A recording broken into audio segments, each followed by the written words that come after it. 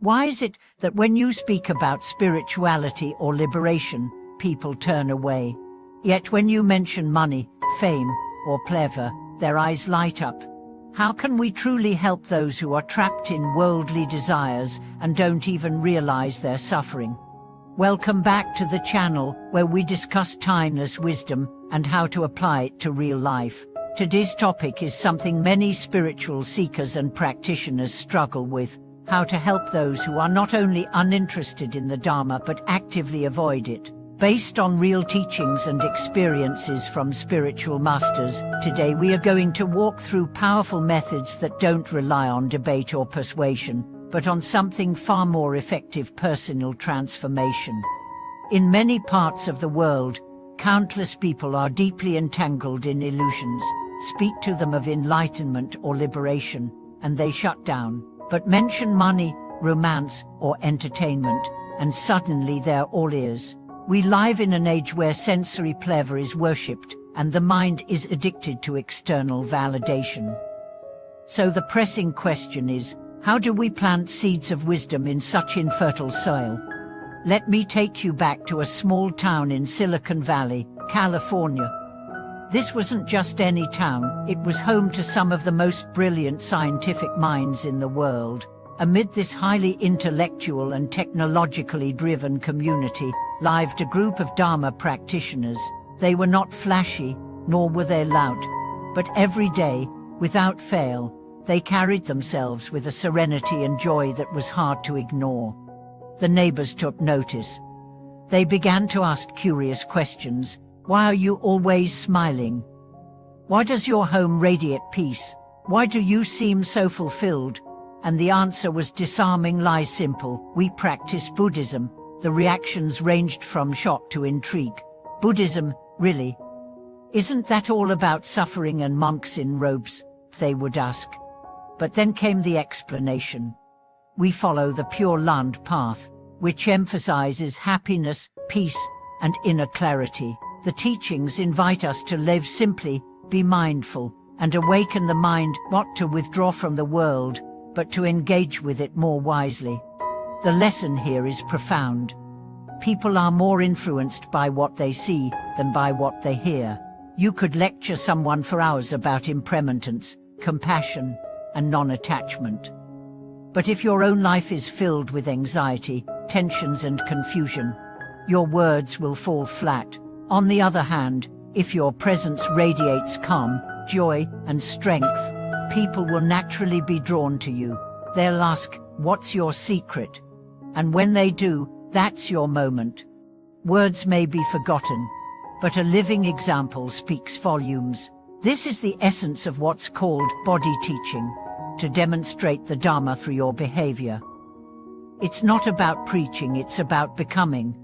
Think about how many people you've met who inspired you not because of what they said, but because of how they lived. The quiet strength of someone who doesn't get rattled, the gentle grace of someone who listens deeply, the light in the eyes of someone who has made peace with their past. These are the true Dharma ambassadors, and you can be one of them. Helping others does not begin with converting or convincing. It begins with transforming yourself. The deeper your practice, the more naturally you influence others. In this sense, Dharma is less about instruction and more about transmission. Your joy, your peace, your resilience, these are your sermons, and unlike verbal arguments, they cannot be resisted. We are often tempted to push. We think, if I could just make them read this book or watch this video, they'd understand. But transformation is not triggered by force, it is awakened by resonance. When someone sees you living in peace while they are in turmoil, a silent question is born in their heart: how can I live like that?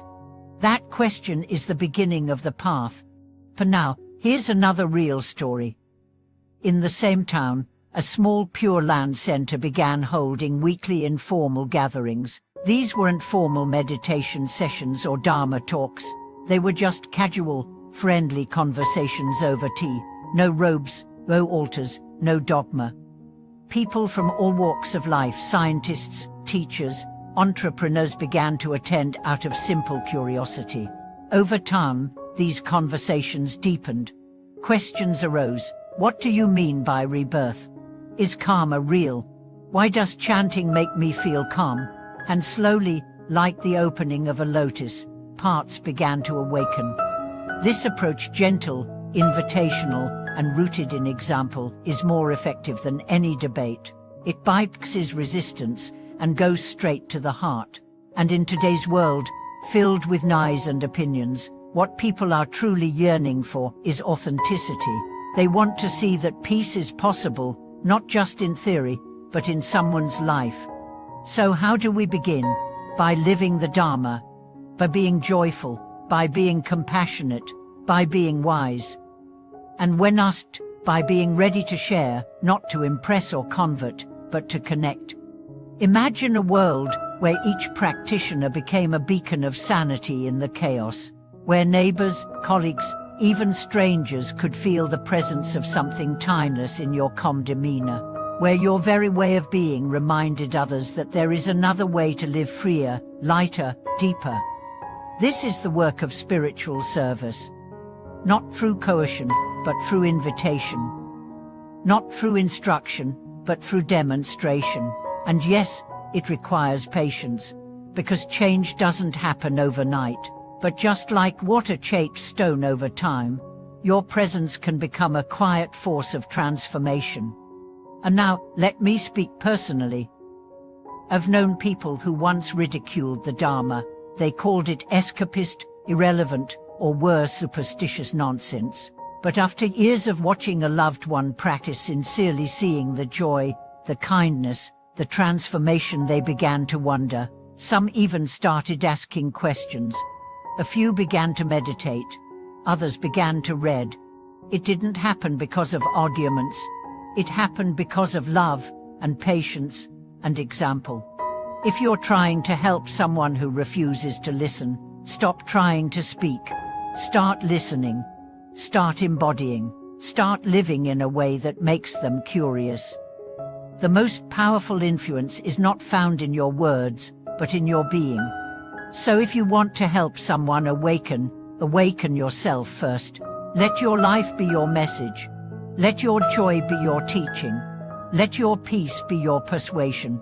And when they come to you, not if, but when they will come, not as skeptics, but as seekers. And you will be ready, not with sermons, but with stories. Not with rules, but with refuge. Not with pride, but with presence. Thank you for watching this video. If it touched your heart, if it reminded you of someone you've been trying to reach, or if it gave you a new perspective, share your thoughts in the comments. Let's build a community of transformation, one life at a time. Subscribe to the channel, give us a like, and share this message with someone who might need it. Until next time, may your light guide others home.